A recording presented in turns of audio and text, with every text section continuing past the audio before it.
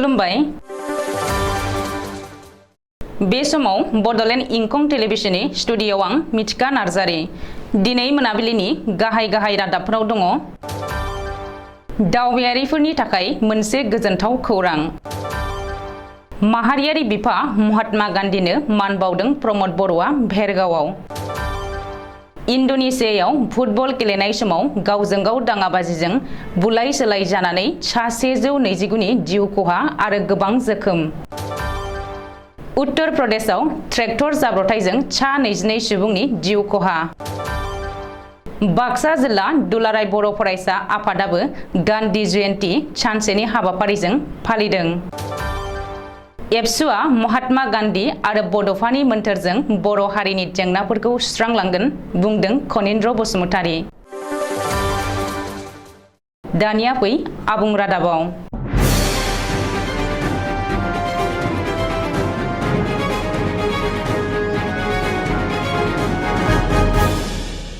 World heritage site मानास माहारियारि पार्कनि नैथि गेटखौ दिनैनिफ्राय बेखेवनानै होबाय दावबायारिफोरनि थाखाय बाक्सा जिल्लानि बासबारि रेन्जनि वर्ल्ड हेरिटेज साइट माहारियारि मानास पार्कआव हाबनाय नैथि गेटखौ फुंनि 10 रिंगासोआव मोनसे मेलनि हाबाफारिनि गेजेरजों दिनैनिफ्राय बेखेवनानै होबाय दावबायारिफोरनि थाखाय बे हाबाफारिनि गेजेरजों मानास टाइगार रिजार्भनि फिल्ड डाइरेक्टर भैबब सि माथुर बिथाङा मानास टाइगार रिजार्भनि 2022-23 टुरिस्ट सिजनखौ बरायदों दिनैनि बे वर्ल्ड हेरिटेज साइट मानास माहारियारि पार्कनि टाइगार रिजार्भनि गेट बेखेवनाय हाबाफारियाव बाहागो लानानै वर्ल्ड हेरिटेज साइट मानास माहारियारि पार्कनि हाबनाय नैथि गेटखौ बेखेवनानै होयो बिटिआरनि हाग्रा बिफाननि इएम रनजित बसुमतारी बिथाङा लोगोसे बे हाबाफारियाव बाहागो लादों भुटाननि एसडिअ बिथाङा बिथांमोनजों लोगोसे बे हाबाफारियाव गुनगोनां आलासि महरै बिटिआरनि सिसिएफ आरो council head of फरेस्टनि IFS Anurag Singh Assam गौरव बान्था मोनगिरि तरन्दिर बर'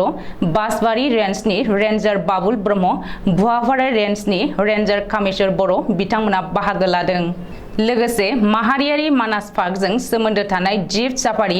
गाइड एसोसिएशन लज एसोसिएशन हटेल एसोसिएशन बायदि गोबां हानजाफोरा दिनै बे हाबाफारियाव बाहागो लानानै गुबुन गुबुन जायगानिफ्राय एबा हादरनिफ्राय दावबायनो फैनाय दावबायारिफोरखौ बरायनो थाखाय जानजि खाफ्रादों लोगोसे माहारियारि मानास हाग्रामानि नैथि गेट बेखेवनाय हाबाफारियाव बाहागो लानानै खौरांनि गेजेरजों फोरमायदों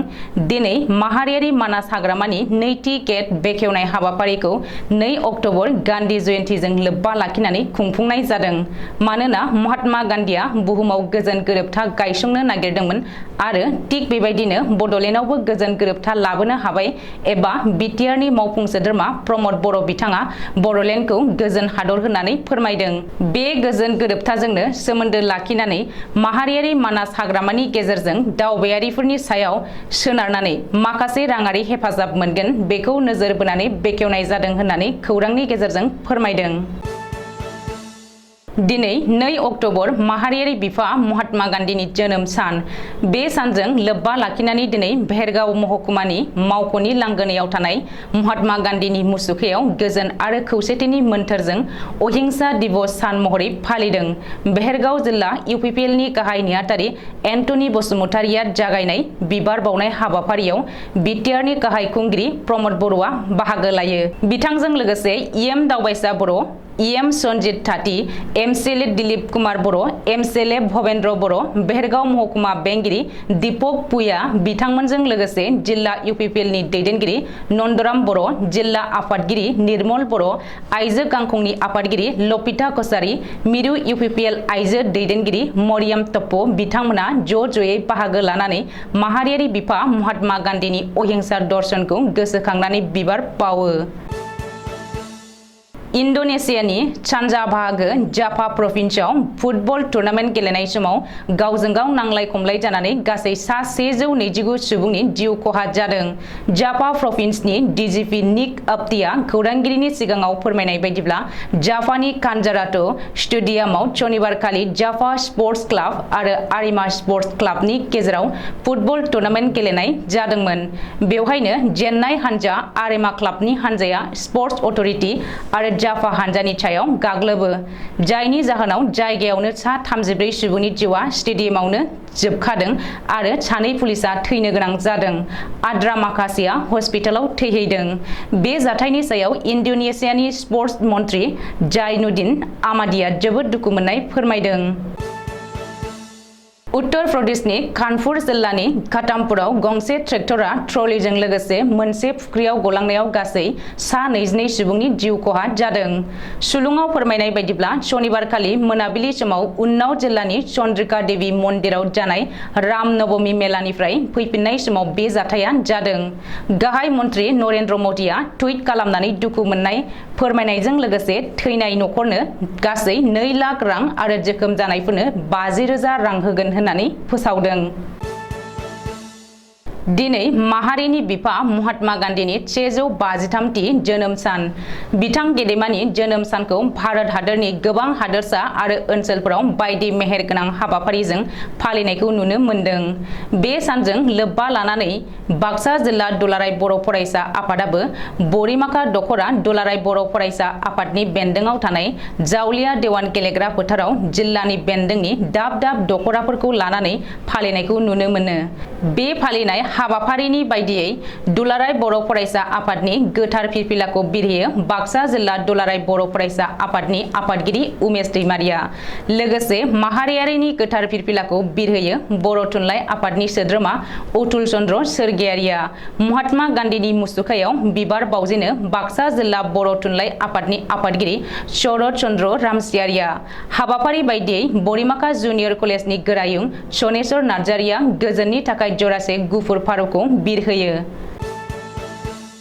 दुलाराय बर' फरायसा आफादा दिनै आसामनि गासैबो जिल्लायावनो हारिमानि बिफा महात्मा गान्धीनि जोनोम सान आरो मुलुगनां अहिंसा सानखौ आसामनि जेरावबो फालिदों। बेबायदिनो चिरां जिल्ला दुलाराय बर' फरायसा आफादाबो काजलगावआव थानाय आफादनि गाहाय मावख'आवनो फालिदों।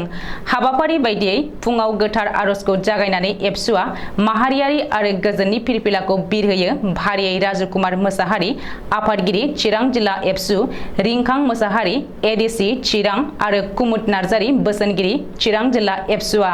माहारियारि बिफा महात्मा गान्धीनि मुसुखायाव बिबार बावजेनो मिरु एबसुनि गाहाय नेहाथारि खनिन्द्र बसुमतारिया। बे हाबाफारिजोंनो लोब्बा लाखिनानै गेवलां सावरायमेलबो खुंनाय जायो। चिरां जिल्ला एबसुनि आफादगिरि राजुकुमार मोसाहारिया मासि लानानै दैदेननाय सावरायमेलाव गाहाय आलासि महरै बाहागो लायो मिरु एबसुनि गाहाय नेहाथारि खनिन्द्र बसुमतारिया। गाहाय आलासि महरै बाहागो लानानै बिथाङा गोजोनखौ बिथा खालामनानै बुहुमाव रायजो जानाय साफ्रोमबो बर'खौनो हारिनि थाखाय खामानि मावनो खावलायनानै आथिखालनि थासारि आरो बिटिआर गोरोबथानि दफा मावफुंनायनि सायाव बिबुंथि लाखियो। लोगोसे थांनाय गोलाव समाव बर' हारियाव हाथियारनि सोमावसारनायनि गेजेरजों